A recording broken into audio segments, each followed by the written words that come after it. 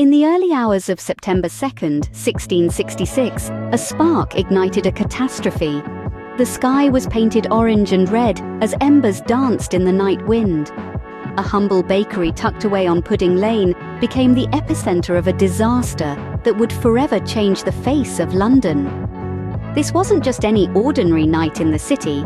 The conditions were ripe for a catastrophe of unprecedented proportions. Imagine the scene: the streets of London, narrow and winding, lined with timber-framed houses huddled closely together. The city was a tightly packed maze of wooden structures, a tinderbox waiting for just the right spark. And in the heart of this vulnerable urban sprawl, a bakery. Thomas Farriner's Bakery. An ordinary place where bread was made and sold, a place as familiar and commonplace as any other in the city. But on this fateful night, a small flame in Farriner's Bakery took on a life of its own. Feeding off the dry timber of the building, the flame grew, nurtured by the strong winds that swept through the city's narrow lanes. It wasn't long before the bakery was engulfed, the fire hungrily leaping from one structure to the next, the wind carrying embers that ignited new fires wherever they landed. Despite the efforts of the city's residents who fought desperately to contain the blaze, their attempts were in vain. The fire was relentless, indiscriminate, consuming everything in its path. The very fabric of the city, the timber that provided shelter and livelihood for its inhabitants, now became its nemesis. The closely packed houses, the narrow lanes, the wooden structures, they all contributed to turning a small flame into a devastating inferno. As the night wore on, the fire continued to spread, unchecked and unstoppable. The small flame that had sparked in Farriner's Bakery was now a monstrous beast, a roaring inferno that held the city in its fiery grip. Before dawn, the small flame had become an unstoppable force. The stage was set for one of the most significant events in the history of London, a night of fire that would lead to a city reborn from the ashes.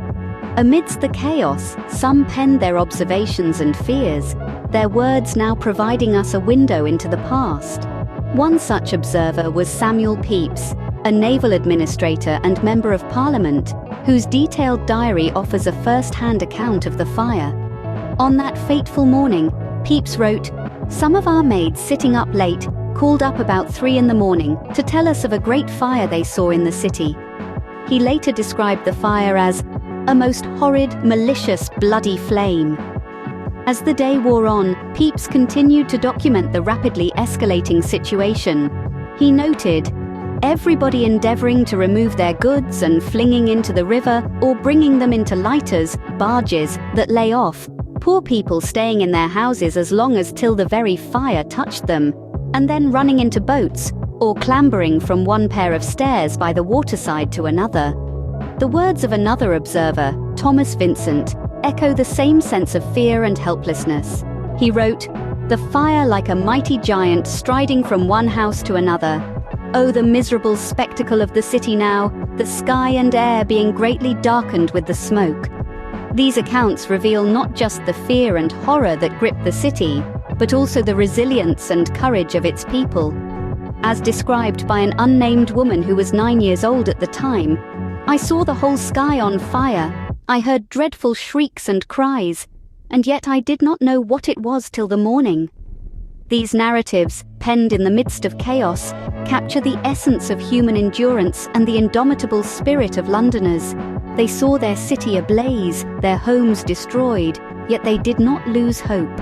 Instead, they rallied together, lending a helping hand to their neighbors, bracing themselves for the monumental task of rebuilding their beloved city.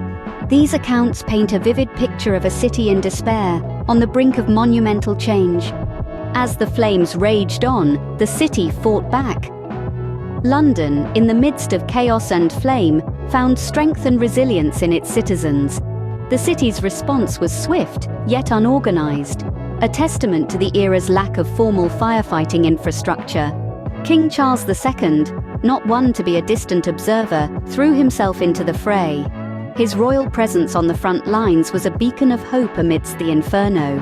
He rallied his subjects, and together with his brother, the Duke of York, coordinated firefighting efforts. However, the tools at their disposal were rudimentary at best.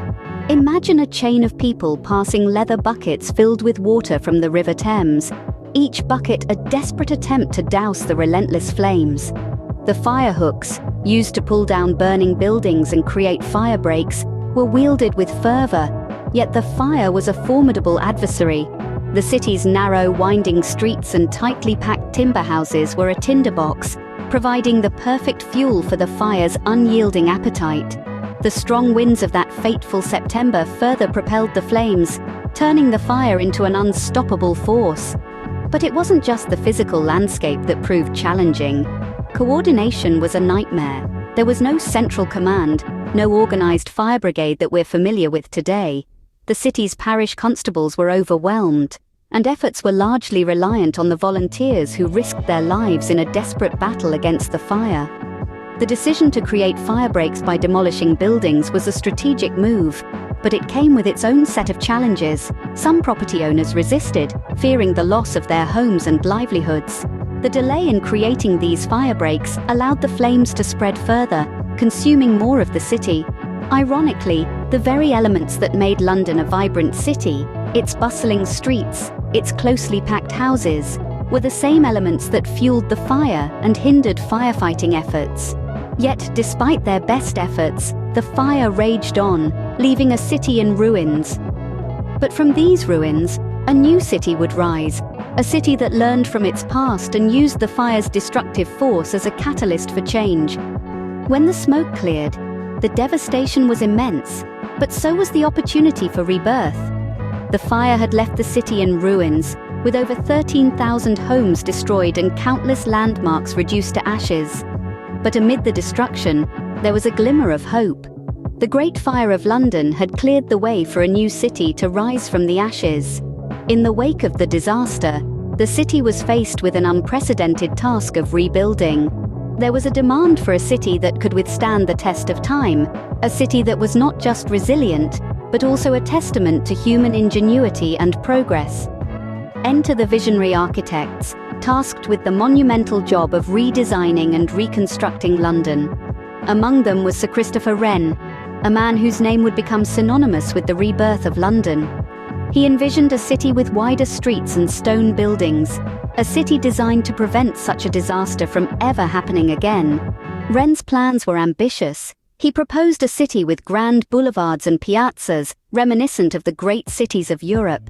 But his most audacious proposal was for St. Paul's Cathedral, a magnificent structure that would rise from the ashes of the old cathedral, destroyed in the fire.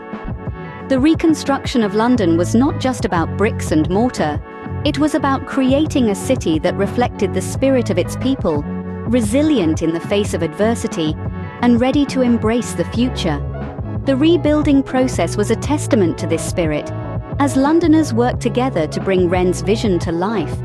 Despite numerous challenges, Wren's vision became a reality.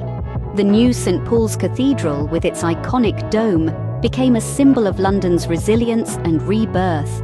The wider streets and stone buildings transformed the cityscape, creating a London that was safer and more modern. The reconstruction of London was a turning point in the city's history, marking the end of medieval London and the birth of the modern city we know today.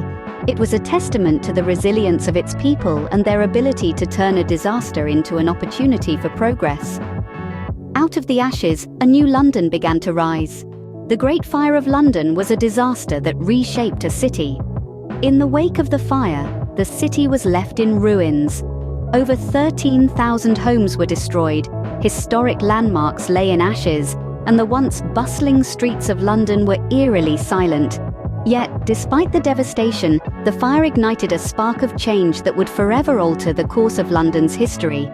The Great Fire had exposed the city's vulnerabilities, and in its aftermath, there was a renewed focus on urban development and fire safety measures.